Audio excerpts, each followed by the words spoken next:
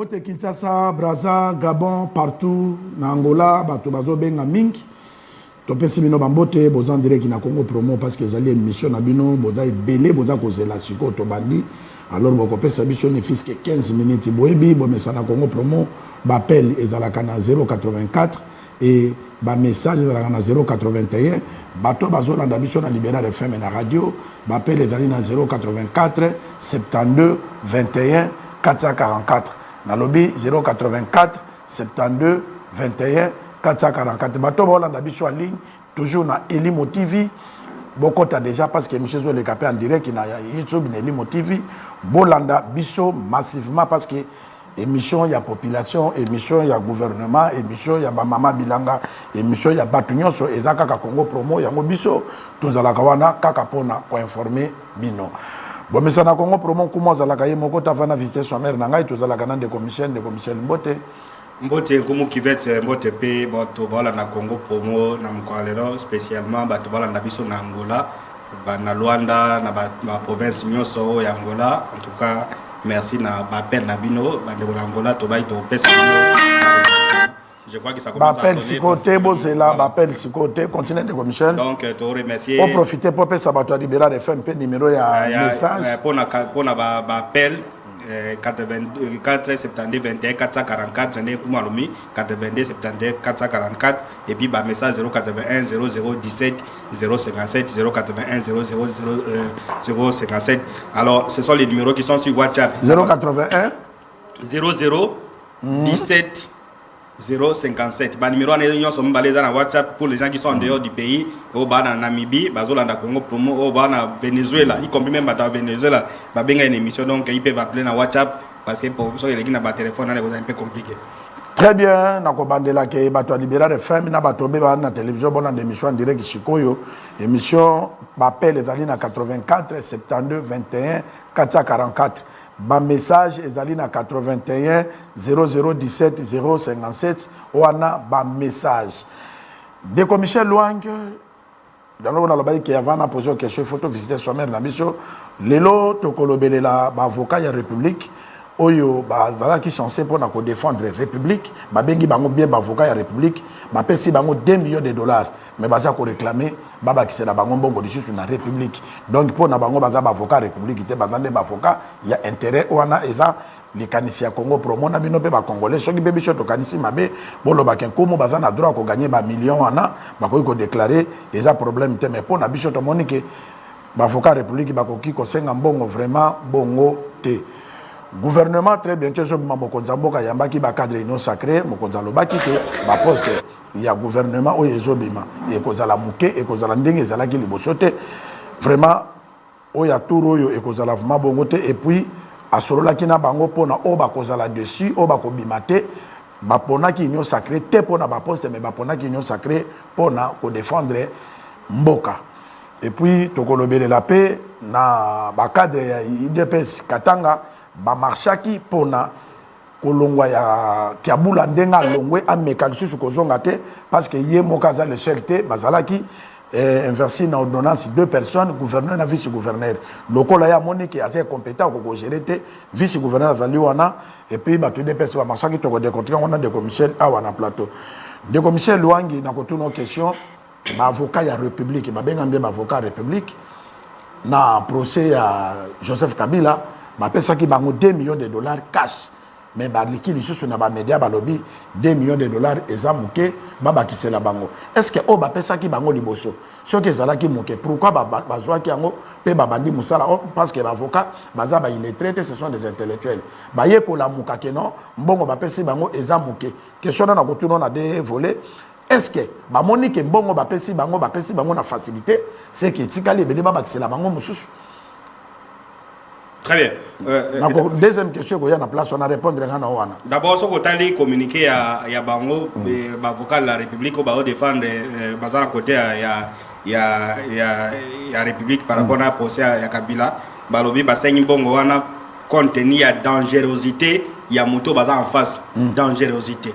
Donc, nous sommes le seul pays au monde où un ancien chef d'État a Zobani Sabato. Vous comprenez? Comment avocat yozolo bageno na sengi mbongo ebele parce que Kabila za makasi d'ailleurs ils disent et même disent que avocat mususu kutu baboya kokota na procès wana. Est-ce que vous comprenez? Avocat mususu baboya kokota bango bandimi il faut pas pesa bango mbongo. Oui. Ba honorer na bango ça normal.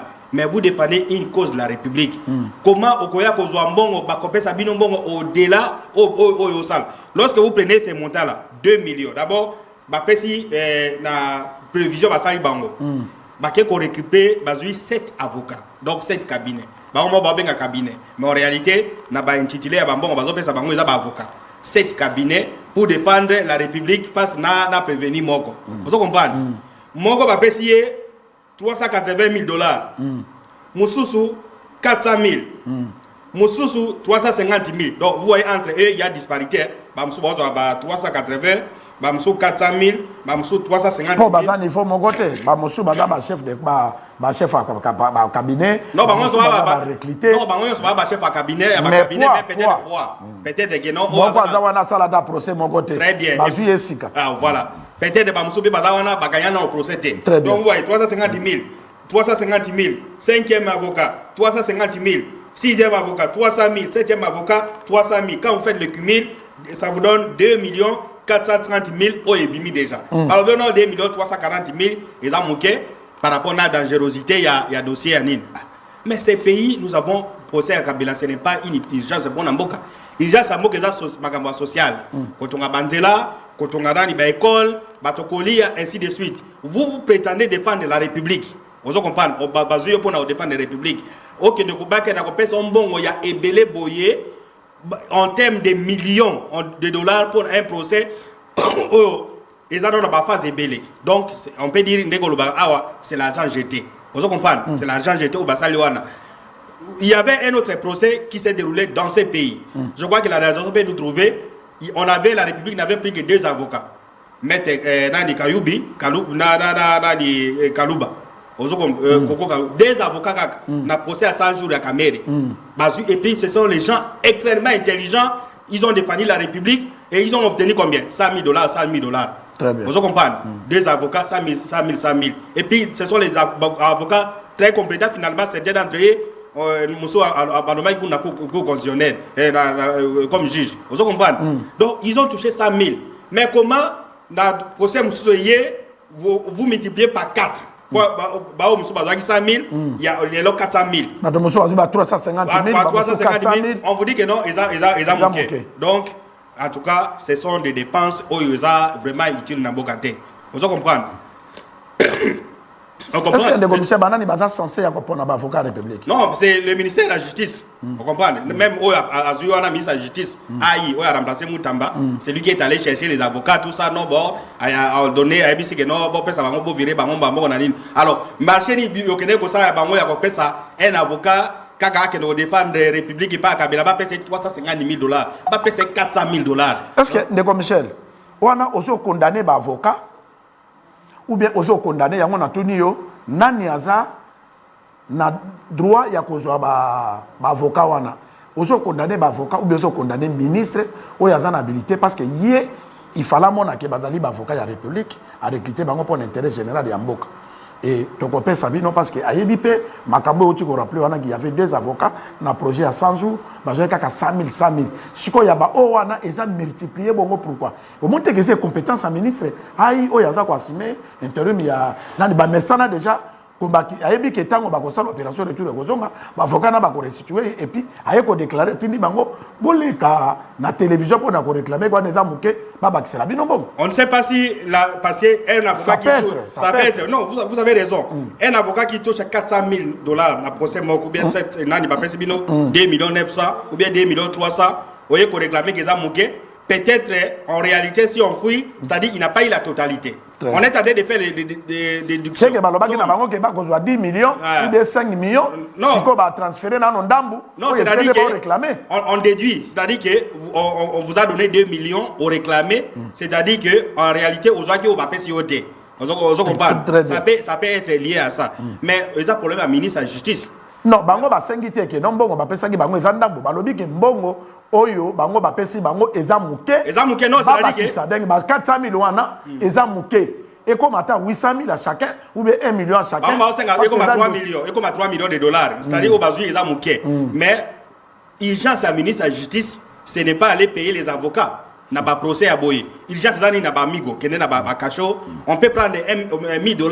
Na ba cacho ils ont Kinshasa ba réhabiliter ba tcheba peinture ba tcheba toilette 1 000 $, ça peut faire quelque chose. Mais vous prenez 2 millions de dollars, vous allez distribuer les gens. Donc on a combien de problème. Et puis bon on a de comme Michel avant que nous parce que na moins de gens comme na ba souffrance dans le ministère de la justice. Oye sengeli ke ba sala ka kere de sala magi na ministère de sport, ya wana peke na ministère de la justice. Parce que soko ke même pas na biso na barumbo wana ba criminel parce que comme il ko la cage et comme il ko la prison. Ba to ba sala ba 2 mois, ba 3 mois.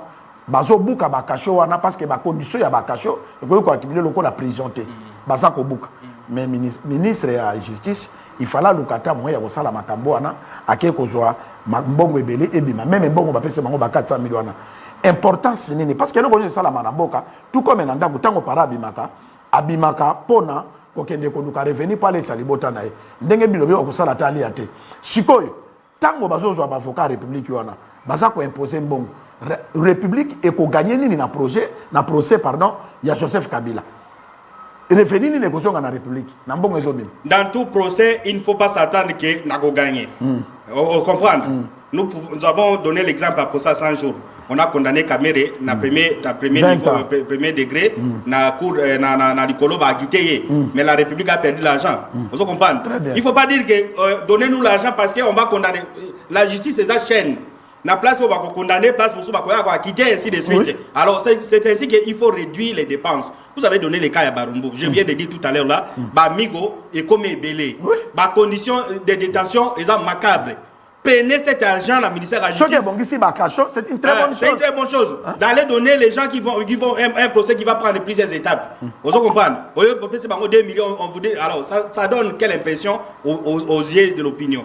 Donc, biloko ba bagambo ngezarate mais bon ngezali. C'est-à-dire que ba eloko ba baga réduction à trait de vie.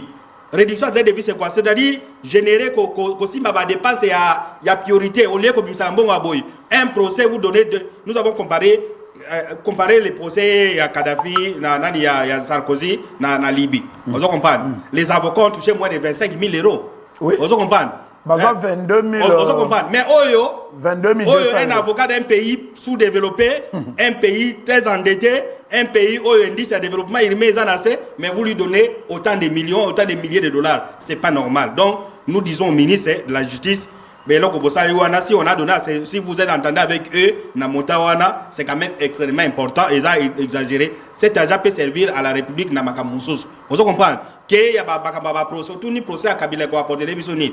Supposons si on condamne Kabila, c'est une hypothèse. Ça, c'est une leçon pour la République et tout ça. Est-ce que, bon, parce que l'un des avocats dit que non, Kabila, si on le condamne, on aura des milliards. Est-ce que sûr que nous aurons des milliards à partir à Ninoana? Ça peut être aussi une possibilité. Et si il est in fine acquitté. République est mais la République ne peut pas s'engager dans des dépenses inutiles. Ça, c'est il faut expliquer aux Congolais côté la République est milliards. Si on va condamner, milliards on a kofuta, mamando la Kabila.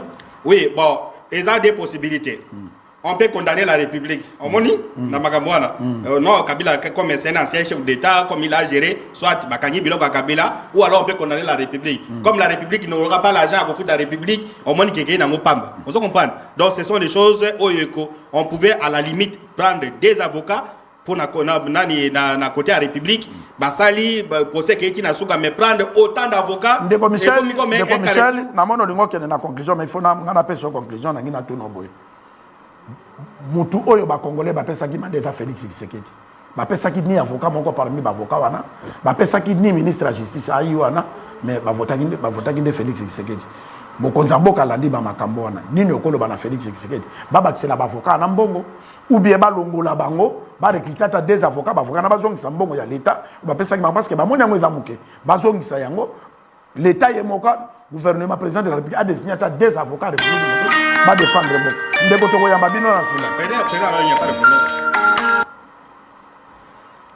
allons ndeko on en direct na Congo promo bengi wapi kombo na ni contribution allô Allô? Oui.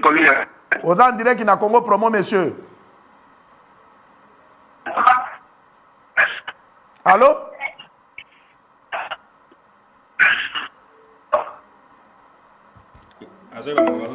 Voilà. Donc, non, je compris votre question, c'est-à-dire que les corps ici, chez nous, parce qu'il n'y a pas ce qu'on appelle l'esprit des corps.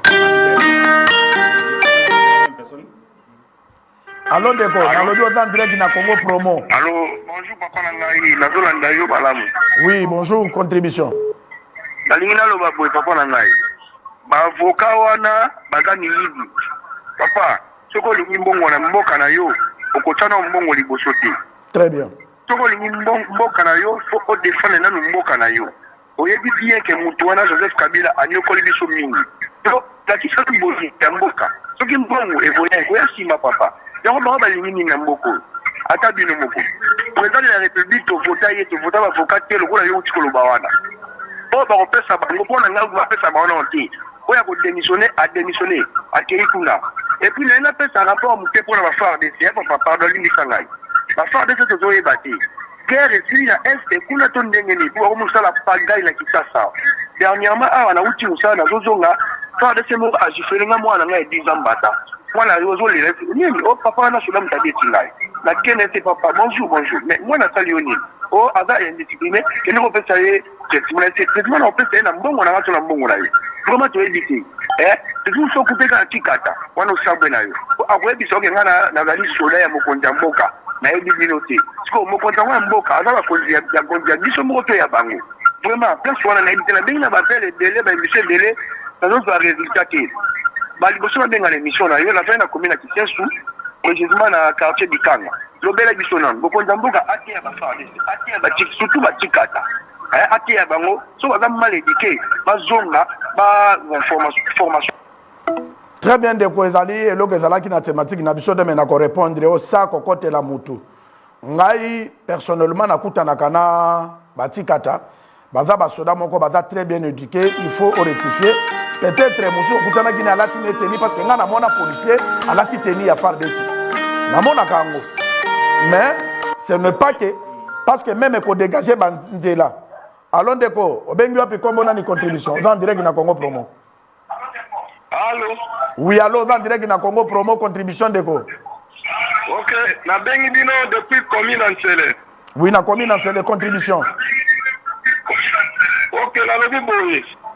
Ba avocat wana baza ko réclamer mbongo eza ebele bongo 2 millions de dollars. Bien sûr, bazali ba avocat ya l'état ya l'état. Ya république. Bazala bolingo ya kobundela mboka na bango bakosenga mbongo nebele bongo sona nini. Bazala intérêt ya pays, faut pas son chef de l'état. La ndenge ya kotambola pona kobongisa mboka. Vraiment. Mabe soki aza mutu mabe, il faut matelemela ye. Il faut babundela pays vraiment. Il faut babundela pays parce que ezali intérêt na bango pe ba avocat. Kabila sali mabe ebele na mboka oyo. Bango bakotelemela bapesa bango kaka 2 millions de dollars. Bongo basoda oyo bazobundela mboka na front. Bazosenga bango pe basuta basoda wana 2 millions de dollars. Pourquoi basoda bazoreklame mbongo te bazobundela mboka na bango na moke oyo bazopesa bango. Contribution na ngango wana. Nzambe apambola yo omoni na mboko oyo Ndeko Michel na linga na répondre Ndeko ke baga de républicain baza Ndeko Michel a présenté journal nani émission yo za la calme alors Ndeko bengi api kombo na ni contribution Moyo Joseph Evo na Kinkol. Oui papa na Kinkol contribution na yo Contribution de bolongola bato wana bandi kobakisa mbongo biso tozosufri bango babakiselaka bato mwa moke boye mbongo ebele mutu moko na nini alongwa balongwa batika kosenga mbongo wana. Très bien omoni eloko bapapa balobi bango nyonso balobaka eloko mo c'est-à-dire quoi Ndeko Michel omoni avocat oyo soki ozwi ye okomona ndenge azoloba ete fande mboka salabo mais nzambe atindaki yo omoni toza na banini ebele na mboka ndenge telefone efungwami abolimbisa biso photo ya mbabango alo Ndeko obengi wapi kombo na ni contribution. Allô? Oui bonjour Ndeko en direct na Congo Promo contribution. Oui papa merci ngana bengi na partie ya commune ya Monga Fula na quartier Kindele. Oui contribution Ndeko kuna na Kindele bana Kindele nyonso topesi bango bambote baolanda Congo Promo. Ça va papa, nazolo baboye, nazo sepela na émission na yo pas to sala ba émission moko ya kitoko. Ngana lingi na lo baboye. Oui, na ola ndeko. Émission na ngate, émission na biso. Émission na ngana ndeko Michel, émission na bino, émission ba congolais. Merci papa. Nazo linga na lo baboye ba procès wana oyo zo ko bebisa mbongo na kati ya mboka. Eza ata procès moko na tina moko te o batu bakoko kamata kolanda yango to ko bebisa ka bambongo. Oli ya kosunga biso tozo kilela mai tozo ko kila na courant makambo ebele. Nazo ko mona e ko abuti eloko moko te. Très bien, oyoki ba si je sois bandeko. Donc population il faut que Félix Tshisekedi bata contre procès wana. Balobi dans l'argent jeté. Pas contre procès, pas contre. Non, yoka, pardon de Michel, c'est-à-dire mais yango wana procès ne domi misaba millions et puis congolais alingaka ko profiter. Donc bango ba moni komi tour na bango ya ba avocat wana banginda. Ba conseiller commandant suprême que alongola ba avocat soki procès ko continuer bano bazo ata des avocats musu batia bango wana et puis ba tipo na ba restituer mbongo ya l'état lokola bango ba mona ngo suffisant. Eza na mutu musa okufata mususu kaka azangi $100 pour ba opérer yata na hôpital moko ya cité. Mususu akokufa azu ata mbongo te même $200 mais yo ba peso $400,000 ya mboka même to critiquer ba député. $400,000 là combien de mois ba député? Ya sale limboka nini? Ba moi ta 6 mois ya député. 6 mois mais ya azu ngomba la moko $400,000 kaka boy. Non, ils ont l'argent jeté. Oui, même ministre, vice-ministre, on a pu figurer du Sukombo d'ailleurs, dans le gouvernement Sikate, Bakende Kovana, Baboto Lambongo, Baluka des avocats pour Mboka, et on a besoin de Mboka. Ndenge Bazalaki. Avocat Bazalina, avocat commerçant. Des commissions qui même un conflit, et ça, information de ça va contre Mboka. Ba conflit par serrure, nous sommes dans la cité. Et ça, toujours avocat. Vous comprenez? Donc, ministre de la Justice, on a sali kaka cop. Na bango pour na bakabola parce que eza comité mais aponi ba avocat mais apesi batunaye comment vous cause les belé wana procès salam batu bazui 100,000 il y a $400,000 batayo mo kifo mona ke ko pezali alors de ko bengu ape kombo na ni contribution. Allô. Oui, bonjour. Na bengi bino président ya commune Ngalema. Commune Ngalema contribution de ko. Na procès wana eboti biso loko moko te. Ministre de la Justice Wambonga lui a fait son avocat et l'équipe est belle. Biso Congo va toi souffrir. Na front, na est qu'on a makamboisé belle va constater mbongo. On a déjà procès moko va kokata moté et si la pas écouter biso le côté qui na Congo na libulu. Toujours mbongo na Congo za mbongo na Congo zali ko wana ya lobby. Au ministre de wana et ko za tu a fait mbongo. Pour avocat belle mbongo na avocat na mke. Soit tu ni papa zo ba des avocats ba tamba na procès Kabila. Et ça nini? Très bien. Très bien. Ndeko Michel, tu es un bon président. Félix Tshisekedi dans mon continent comme malam parce que tout ça ça la pona. Au pas congolais belé bazo benganin. Joseph Kabila nyokola kimboka. Anyokola kimboka. Mais asuka Kabino ba opportunité contre 1000. Mais bino pour défendre mboka, bozo senga nimbongo. Omoni mokonza mboka lelo ba congolais ba tout atolo na Félix Tshisekedi que non mokonzi na biso aza bien mais akutani nde na génération moko ya lokoso eza njite ya qualification génération moko ya lokoso balingi na pension sa pouvoir ba kopesa ye d'abord mbongo mais batande mwana ba ko aider mboka te des avocats pareils de commissaires ils sont pas des patriotes bazali ba ennemi ya république parce que biso yo na Congo promo depuis Félix Tshisekedi a droit pouvoir to défendre ka mokonza mboka. Ce que c'est ça être patriote. Patriote des actes que non. Tant que je suppose, est-ce que l'avocat n'a pas le seul avocat au Congo? Combien des avocats belé autant bola ba mon ata $1000. Mais atangi na iniki na silisi as avocat chevronné mais azo chansonnaté. Mais yo ba aider yo, ozo exagérer comme si yo dans les seuls intellectuels, loko la avocat basili. Pona mo konzamboka pona ngande commission na peso parole pona. Donc leur dossier wana pona nganku mu ki fait mo konzamboka alongola ba avocat na ba botola bango pe ministre non ya ko sala de parce que parce que soka meko soka yo kana gida bango ke doko le makati sambi bino yo ko zwa 200 ngana ko zwa 200 soka botoli bango numéro d'ordre bakati na bango bako dénoncer ye bako lo bano ye na sala na biso ko pitala ba ce sont des avocats. Le problème na Congo est que eloko e bata makate commandant suprême il faut dalongola bango na Congo vous voulez dribbler les Congolais et que n'a pas maté ces gens on leur a donné l'argent na ndenge na bango mais e ba ndeni bango ko na homicide. Alors, Ndeko, Obengu a pu comprendre une contribution, en direct. Allô? Oui, bonjour, Ndeko, en direct, dans Congo Promo, contribution. Oui, nazo denga na Hollande émission na bien nazo denga bien depuis l'Afrique du Sud. Afrique du Sud. Depuis Afrique du Sud. Oui. Oui, contribution. Oui, na lodibo. Ba avocat wana oyo bazo senga l'état mbongo ebele. Question na nga liboso ezali, est-ce que baza ba agent à l'état? Très bien. Ceux qui ont agent à l'état. Il a raison aussi. Non, baza ba agent à l'état. On est allé chercher dans ma cabine, ba agent à l'état. Continuez papa la vie. Continuez. Aza ba agent à l'état. Baza ba agent à l'état, aza avocat privé, disons, avocat privé. Tiko azo senga l'état mbongo wana. Ye moko na futa kamba. Très bien. Très bien. Afuta kamba. Afuta la kamba ku place nini. Bino siko ba agent à l'état, bolandela ye place afuta la kamba kuna ye. Très bien. Donc tant bolandela place afuta kamba kuna ye depuis ye azali le agent à l'état. Depuis ye azali mutu. Mpaku na ye abimisa ba fiche na ye o akutela kampaku ne po aya kotenga l'état mbongo ebele. Donc alingi mboka te batandingo na balingi mboka te. Oyoki même merci ndeko za musika kuna na Afrique du Sud mais ozolanda po na mboka na yo oyoki détail ndeko abimisi. Mais il y a vani na mboko eza na mboka loi. On comprendre? Afuta kempote tango mususu asalaka et puis kuna soki ba pesi yo de commissaire pardon de quoi passer biso détail moko important. Est-ce que république azana avocat ba avocat gréé à l'état te au lieu que de konuka ba avocat il y a privé il y a ba cabinet? Non, d'abord avec l'Afrique du Sud, il est dans un pays de droit. Kuna eza l'état pesi yo na marché public. Parce que c'est marché public.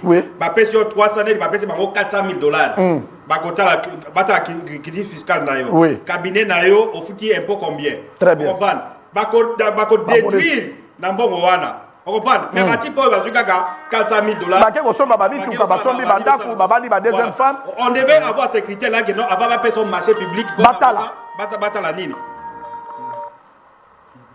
Alors ndeko mboto bengi wapi kombo na ni contribution. Alors ndeko dans direct na Congo promoteur yambi yo déjà on dans direct dimne volume à télévision contribution. Allô? ok, nabengi na Kitambo. Oui, ndeko na komi na Kitambo contribution. Ok, batuana bazali batu oyo tokokozala na bango fasa na mboka oyo te. Batuana balwa na bango bakendaka kozwa mpo bambuyeka mboka tozana na makambo mosusu bango basangani lisusu bisanga na bango mpo baya kombuye mboka feneke te biso te bafuta biso waza bambuyema baza kombuye mboka feneke mokonzi ya mboka ameka koinférieur na makambo oyo aza kosala te tokobenga bango ayenventura mpo baza kombuye mokonzi tozala na makambo ya mboka koto bango baye ote bapesa biso bango evandike bapesa biso bambongo ebele ndenge wana bato ndenge wana considéré bango lokolo ete bayenventura. Je vous remercie beaucoup. Merci beaucoup, considéré bango lokolo M23 wana maloba ya téléspectateur azape Congo. Non, alobi ba avocat ya ndengo wana baza ba ennemi ya République. Mboka eza na ba problème. Tozo bunda guerre. Ba pesi ombo na pesi ombo na kuku. Oye koloba ke mbongo eza moke en même temps ba Congolais bazo souffrir. Chef de l'État na ba Congolais to considéré ba avocat na comme ba M23. Très bien. Mbongo eza ke belé. Allons deko, obengi wapi kombo na ni contribution. Oui, alors obengi wapi kombo na ni contribution. Na bengi na niveau bandal. Ndeko na niveau bandal. Contribution na yo. Contribution na ngeza boye. Ba avocat wana bazo mériter te koza ba congolais. Très bien. Parce que aux vrais Congolais au cours de douleur ya mboka le pays est agressé. Mboka est agressé. Parce que souvent beaucoup la tapa to libosé au sala procès na fait opélé. Très bien. Mbongo wane ko sunga basoda bazona na est kuna na ba maladie kuna. Merci beaucoup. Et puis si les avocats nous suivent, ils peuvent intervenir, pas ça. Oui, pas ça. Très bien de commissaire to de côté à Patrick kuna na régie. Patrick Sokozolanda Kumu mema biso tolanda maître Kabengele avocat ya République ndenge azako défendre mbongo basengi eleki ebele mbongo basengi eza moke babakisela bango tolanda bongo tozonga. Vous avez vu circuler sur la toile des communiqués de presse émis par l'ancien ministre de la Justice, Constant Moutamba, qui offrait 4 millions de dollars pour quiconque arrêterait Pero Louara et 4 millions de dollars pour quiconque arrêterait Corneille Nanga et Bertrand de 6 mois. Et la sommation de ce que nous avons demandé n'arrive pas à 4 millions juste pour l'arrestation. Or, on peut arrêter quelqu'un, le juger pour ne pas le condamner. Mais ici, nous sommes en train de poursuivre la condamnation aux dommages intérêts. Donc, cette base-là, tous ceux qui passent par rapport à 4 millions, 8 millions, juste pour la... Très bien, Bandeko Bolandi, pour bon mon akebisho tolobi ango pambate, Bolandi, maître Kabenge, l'avocat de la République, ndenge Bolandi na micro ya Congo Promo, pour bon mon akeo ezali awa na Congo Promo biso to soutenir kaka 2 personnes. 2, na lobi bien 2. Ya liboso ezali population. Intérêt à la population. Deuxième, intérêt à Félix Tshisekedi. Pour nanine, parce que Félix Tshisekedi, population va passer mandat. Il y a représenter biso na magistrature suprême donc la président de la République démocratique du Congo. Yango biso na Congo loko la tozape ba congolais ba patriote tozo contribuer au ya biso part. Il y a réveiller ba congolais ba yeba kamakambo ba congolais musu bada ko sala o eza baza ko aider mo konzambo kate pour na développement il y a République démocratique du Congo. Tout le monde la thématique on a directement de Michel Luangi chef de l'État yambaki ba cadre union sacré pour na koyebisa bango que gouvernement oyo sumino 1 ezalaka à peu près na 54 membres mais oyo ekozala bongo te ozomona te que frustration et kokota te pa bandeko ya union sacré parce que bango ba mesana na gato tango ba kobimisa ta mosusu gouvernement ya 30 ministres 24 wana o ba kozala ba desi ba okene na opposition te. Non, vous avez raison. Frustration Gozala, mais c'est le rôle il y a des missions de Congo Promo. Il y a quoi bisa vous verrez bien de tracer les choses. Awa tozota la population, tozota la intérêt à président de la République au biso de ça qui est mandat. C'est-à-dire que ne pas les décisions qui sont prises par le tribunal dans l'honneur chef de l'État.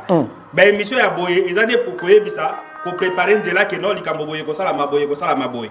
Union sacrée, on les a servis. Vous comprenez? Tobi ndenge union sacrée botamaki.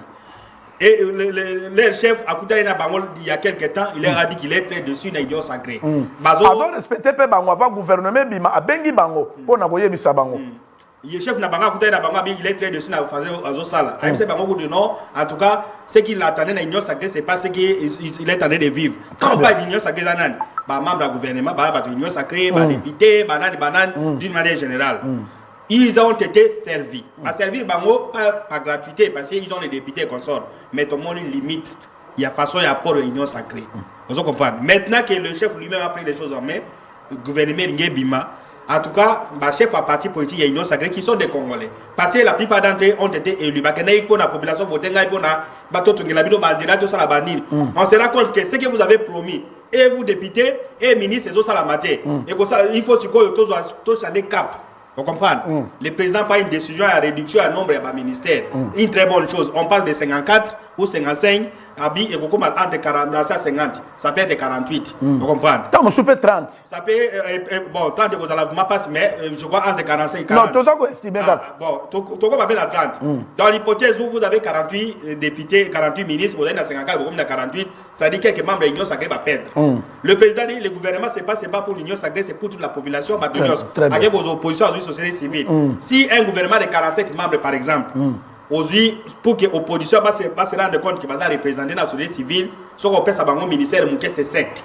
Vous comprenez? Là, nous serons à 40. Vous comprenez? L'Union sacrée est à 40. Président de la République, il y a un ministère de la souveraineté, il y a un ministère de la Défense, ministère intérieur des Affaires étrangères. Finance budget. Bon, il y a la souveraineté, il prend ces 3 ministères, tout comme il y a 37. On comprend. En réalité, l'Union sacrée va se partager 37 ministères. Si les 500 députés vont en ça signifie quoi? Un parti politique qui a eu 7 ministères, forcément, à cause de la 7, à cause de 4. Ou à cause de 6, à cause de 3, ou à cause de 5, à cause de 2, ou à cause de 2, peut-être à cause de 2. Alors, pour l'intérêt général, parce que les chefs estiment que celui que la population a voté, 73% par ça qui a pas battu. C'est-à-dire qu'il constate que ma camion marché peut-être en réduisant nombre de ministères, en prenant moi-même droit dans le gouvernement, ma camion laissez-le cette chance-là. Très bien. Excusez, on vous a servi. Il nous reste seulement 2 ans. Vous avez chef de l'État, à ça la choix d'un ministre. Le gouvernement là va faire quoi? Parce qu'il faut au départ, est-ce que c'est pour réunifier le pays? Parce que l'urgence est là. Apparemment, il y a corps, il y a droit, on dirait comme une identité. Alors, alternative, venir résoudre les problèmes à la société, tout ça, il y a des problèmes sociaux à la population. Donc, Naro, la présidente de la République, Union sacrée, ils vont faire l'hypocrisie. Heureusement que le président a dévancé à Robi Bazo Chané, ma statut à Union sacrée. Je ne sais pas quelles sont les dispositions qui sont contenues, mais je sais que Bakosa l'a dit ça, à Zouï dans l'île. Ceux qui ont mis le gouvernement, si vous avez 15 députés, et que Babi, au nom de l'intérêt général, acceptez, les députés sont là, ils continuent à contribuer. Les députés sont arrêtés, après ça, on bongo. Vous comprenez? On parle aussi les autres, ils étaient en débat. Aussi, Salapé. Aussi, Salapé. Monsieur, il ne faut pas ça là parce que la présidente de la République, cette fois-ci, on peut dire que non, le gouvernement est Robima et Zalanine. Et puis les chefs des partis politiques. Là aussi, il y a un problème. Si on a fait le calcul, peut-être l'Union sacrée aura 35 membres. Mais dans mon membre présidium, la plupart, même ministre de sport, dans mon avis, elle a dit qu'il a mis l'Union sacrée. L'Union sacrée. Alors, ces gens, est-ce que Aza automatiquement zonga? Parce qu'il y a aussi les ministres qui ne peuvent pas revenir dans le gouvernement. Oui. Si à la limite, si le ministre est belé, si c'est trop, c'est 10. Si les 57. Oui. Si à la limite. Chef a exagéré 10. Ils ont exagéré 10. Après, il y a 10, les gens qui ne suscitent pas la contestation. Très bien. La contestation, c'est un sport, la contestation, c'est un secteur. Alors, le président doit tenir compte de non. Un ministre, ma contestation, avant Libanda, il aura les privilèges, l'union sacrée, tout ça, ainsi de suite. Non, parce que des commissions, le bélo, comment c'est important, on a toyé bimbo cannabis. Et puis, mon konzambo, capé à vigilant. Félicitations à Félix Tshisekedi. Vigilance, on a félicité ça pour Nanine. Pour Alobi Nabango, pour Alobi qui a revoir, d'accord, Bastati à l'union sacrée. Pour Nanga, et ça, quand on a engagé, pour que tu aies moi les canis. Pour na Congo, promoteur, c'est mon konzamboka. Membre de l'Union sacrée, où il y a se retrouver dans le gouvernement. Ceux qui ont joué quand on a soupçon de belé, à perdre l'Union, on a député qui ont été il y a été, puis ils ont isolé. On a contribution dans la pona. On a vu que les Congolais ont alingi mbongo mingi. A kolina kovanda te. Kolongolais dans l'Union sacrée, a koluka banda kobela ma mirmir, otenga na zana kota 10 députés, na kota 50 députés pour nani ba moninga pamba, ngai na se retrouver dans le gouvernement te, aluka a créé frustration na mboka. On montre que chef soka tie grief wana na kati ya bastati et qu'on peut s'appeler moi organisation na respect il y a une sacrée. On ne sait pas les articles concernés par restructuration, mais articles que vous avez bien à ça soit dans le sens que non, pas comme que non, l'entrée à l'union sacrée est libre, la sortie est libre. Très bien. On ne va pas non plus les maintenir. Vous comprenez? Ça va dire que non. Non, comme maintenir, même pas député Zali. Aux alliés députés, il y a IDPS. Oui, là, pardon. Au long il y a IDPS. Automatiquement, on perd des fonctions à députés. Très bien. Non, c'est-à-dire, on revient. Parce que pour ces IDPS, on revient dans le cas de loi électorale. Vous avez été élu sur la liste d'un parti politique. Parti Wana et qu'il y a une élection dans une union sacrée. Au bimine une union sacrée. Les lobes avec un nom, dans la gouvernement, vous êtes frustrés. Maintenant, vous allez perdre le contrôle de la partie Wana. L'union sacrée, et ainsi de suite.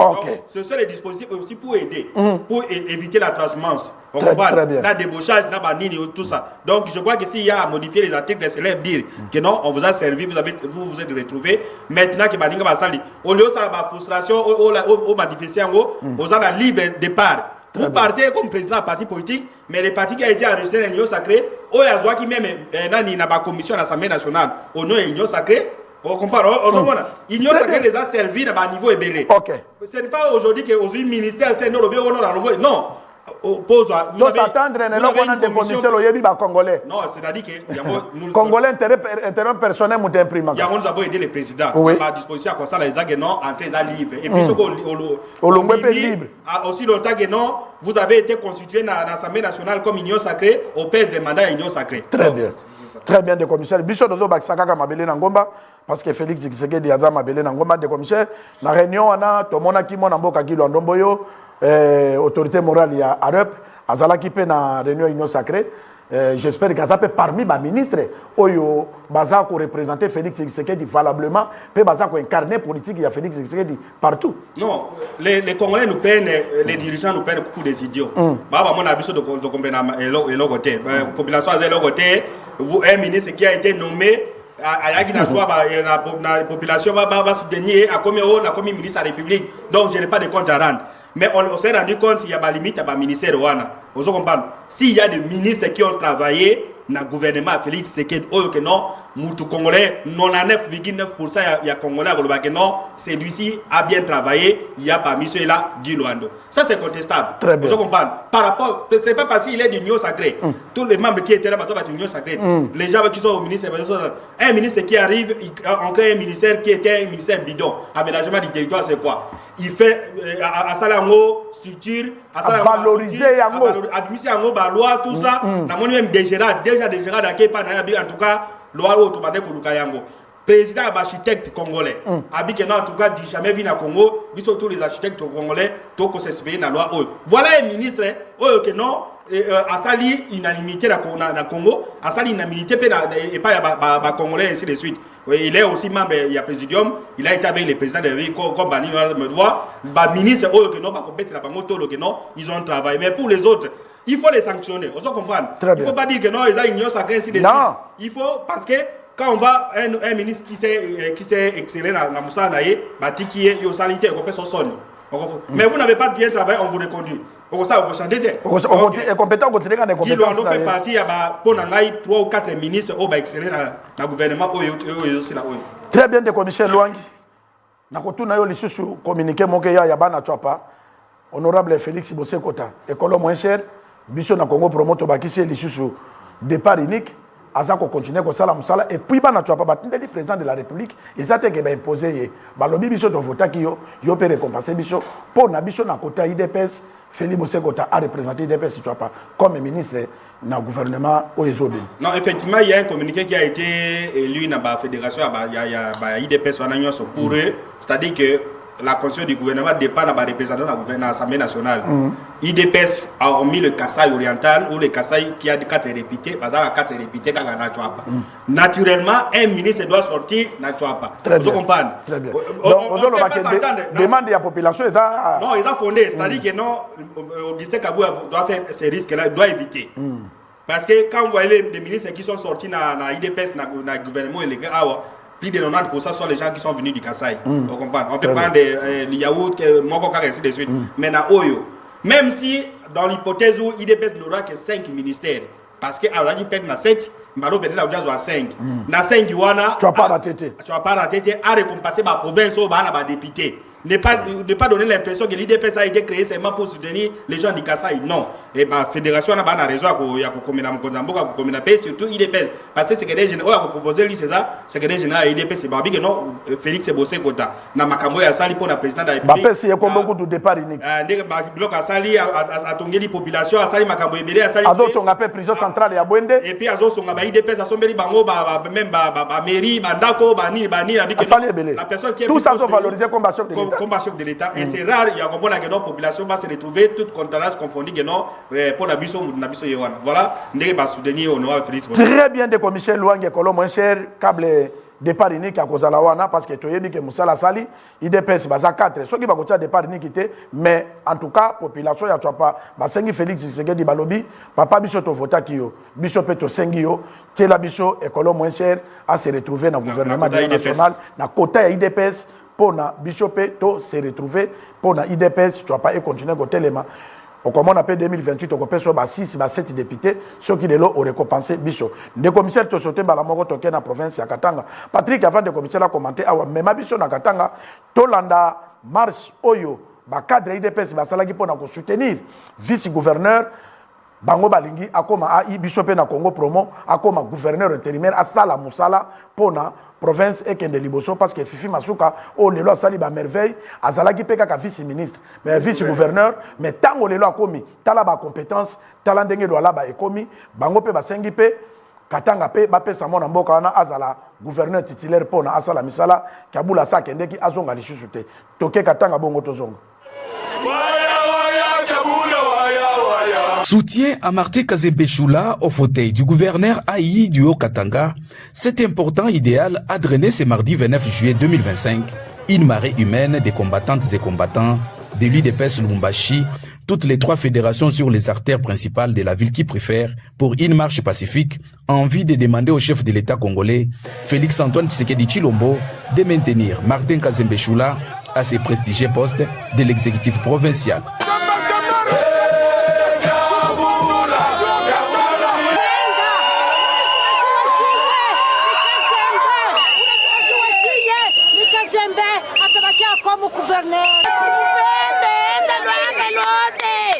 Il est pour soutenir Martin Kazembe Choula en tant que gouverneur Aïe.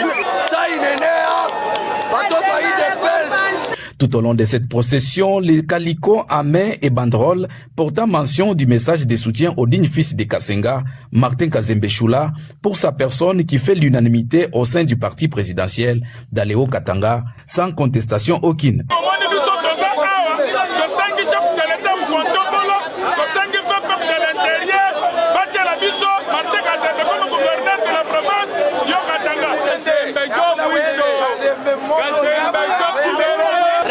Kinshasa, je demande à monsieur le ministre de l'Affaires intérieures, Jacquemin Chabani, bloquer ces messieurs à Kinshasa, qu'ils ne retournent pas ici, qu'ils restent seulement à Kinshasa. La marche s'est bouclée au gouvernorat du Haut-Katanga où un mémorandum a été lu devant une foule immense des combattantes et combattants de l'UDPS. Excellence, monsieur le président de la République, nous, membres du parti Union pour la démocratie et le progrès social, l'UDPS Tshisekedi, et pris de paix et de démocratie. Très bien, Bichoto Koyebisa Mokonzamboka, parce que Bichoto Sala Kaka Gentera Mokonzamboka na population. Pourquoi tu l'équisses l'élément Oyo? Parce que tu as qui va soupçonner que Kiaboula Zaliawa a négocié à Zonga. Gouverneur Ozala qui n'a place au Bimi, sans ordre d'un ministre intérieur, sans président à parti, et secrétaire général Ayeba, puis au Kenayo, côté au Kendeki, Mboke Yebite, au Kozonga, pour Nanine, tant que vous se comploté dans l'ennemi en Boka, pour n'obommer la bichon Boka. Pour la biso na Congo promo okoki kozonga te mutu akozala wana ezali ndeko wana parce que tokolanda likanisi ya population o bafandaka na Katanga bato babime belé bongo parce que bato bamesana ko diaboliser o vice gouverneur a organisé marche ta mususu atembo mbongo nini akozala nango ye vice gouverneur ne belé ya bato wana c'est que population basengi na Félix Tshisekedi bacha ndeko wana akoma gouverneur asala misala pour l'intérêt ya population ya Katanga na bandeko musupe o bapona Katanga lokola patrie naye ndeko Michel okoko bakisa mo loko non ina bakisa loko c'est-à-dire que c'est un cas de jurisprudence et là il y a Kiaboula Oyo. Parce que dans ce pays on n'a jamais vu un gouverneur convoqué à Kinshasa mais au lit on a nité. Après quelques temps on apparaît à Boye on j'étais malade. Donc ça c'est l'insubordination. Très bien. Et comme il y a la continuité de l'État, Martin Kazembe Choula intérimaire a continué Moussala, de l'autre aya Batunaï passé quand le ministre de l'Intérieur te convoque. Il faut même aux malades de justifier. Alors, ça va donner un cas d'école, un gouverneur va et puis, ils ne savent pas qu'avant que le ministre de l'Intérieur prenne une disposition au gouverneur, sûrement le président de la République a informé. Mais il y a une monanité. Parce que vous avez la force, vous avez l'argent. Non, la population au Katanga, comme on va les suivre sur ces images, estime que Martin Kazembe a continué intérim. Et c'est IDPS qui est un parti de masse. Et pas la banque parti de masse, c'est-à-dire que non, c'est la population qui décide, c'est la base qui décide. Donc la base est décidée. Donc il n'y a pas de choix. Très bien. Merci Ndeko Michel, Patrick. Memabiso Tolanda, ministre des Transports. Excellence Boba Miso akutana ki na ba cadre ya police pour na problème à transport na Kinshasa comme on a ba na moto bazo kanga banzela bazo sala bo Boba Miso lalité pour na koluka ka intérêt ba kino ba circuler bien akutana ki na ba cadre ya police nationale congolaise pour na kosolola tolanda bongo tozonga tozoya mamokonzi avec Joan Sengo Makas.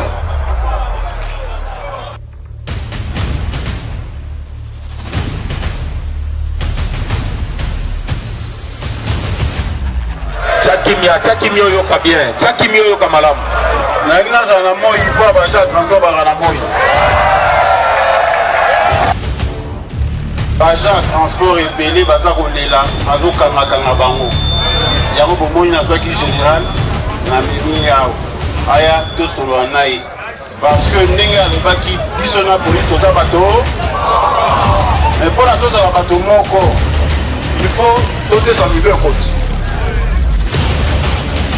Les agents de transport, sans bison de télé, ça va bien faire.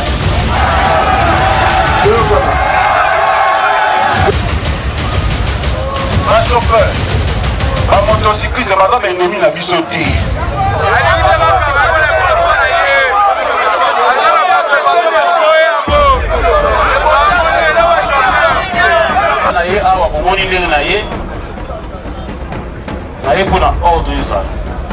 Il faut que le résultat du gouverneur de la ville d'Aniel soit meilleur.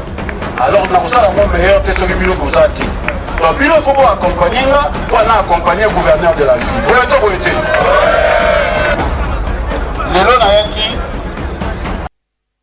Bolandi, mon amboka boba, monsieur ministre provincial, a travaillé seul. Il y a un autre ministre qui est ministre, qui mérité dans le gouvernement national, il y a un gouvernement central parce que Azo Salam, dans la province, il y a apparaître. Bon, on comme ministre national, et Zala Ndengenin.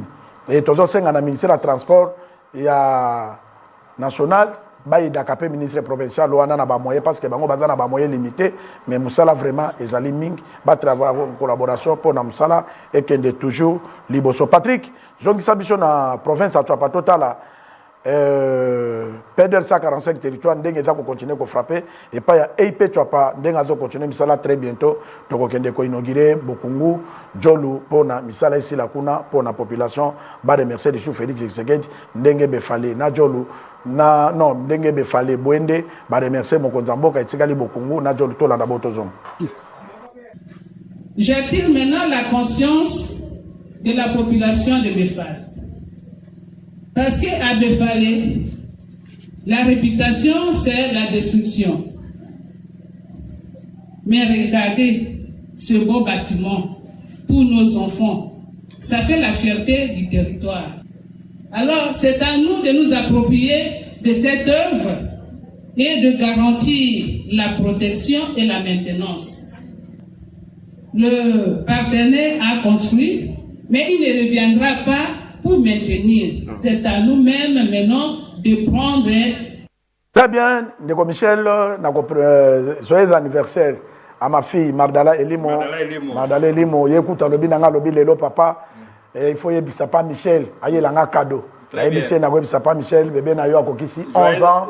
Joyeux anniversaire à Mardala Elimo, accueilli première secondaire, pas bien on est 7e secondaire. 7e. Na 11 ans. Na lycée Kabamba, comme lycéenne. Voilà, félicitations donc, joyeux anniversaire à toi Mardala, de bonnes choses pour cette nouvelle année, pour toi, pour toute la famille, maman Valana Badonyoso, cadeau à papa Michel, na bandegono buna ekozangate. Voilà, joyeux anniversaire une fois de plus. Très bien, joyeux anniversaire Mardala Elimo et puis Ndeko Michel, télévision Zali Tango.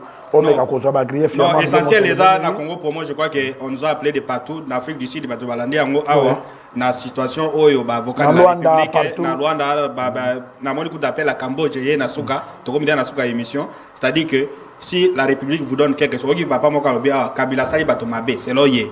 Alors c'est le moment ya ko rendre compte na Kabila. Yo avocat Bima, on va te donner quelques un peu à moyen pour na banquer des on vous a donné yo moko lobi non 2 millions de dollars et ça se peut. Donc 2 millions de dollars. Aux autres 450 000 dollars au tien à pose au big donc c'est pas une très bonne chose. Et à ce qui concerne les gens de l'Union sacrée, le gouvernement va sortir bientôt, même si vous avez choisi la philosophie et non des postes. Mais pour le reste, Congo, pour moi, là, l'émission la plus suivie, on a constaté tout au long, l'émission et puis on n'a pas pris le temps à répondre. Merci. Très bien pour Nabiso, Tokope Sambote, Naba Congolais, Nyoso, Tope Simbote, Naba Congolais, Nyoso, Obalanda, qui est émission, Tokope Sambote, Makas, na Félix Tshisekedi Tshilombo, président de la République, ba Congolais, Bopé sa confiance, na président Nabino, parce que mon Konzazo Bunda, tout ça, Kakapo, Naba Doliance, Nabino Bolobaki, gouvernement, et Kozala, Poste, les Kébélé, a dominé. Et je l'ai mon Konzambo, Kazo Tambola, Nabino, Botala, Mabé, Oyo, Bato, Bazo, Sala, pour Nakoluka, intérêt personnel, mais Félix Tshisekedi, Dazo, le intérêt général, les Congolais, Azala Malamou, comme on a des commissaires de Bazali, Balé, Obakanga, Mabokete, bye.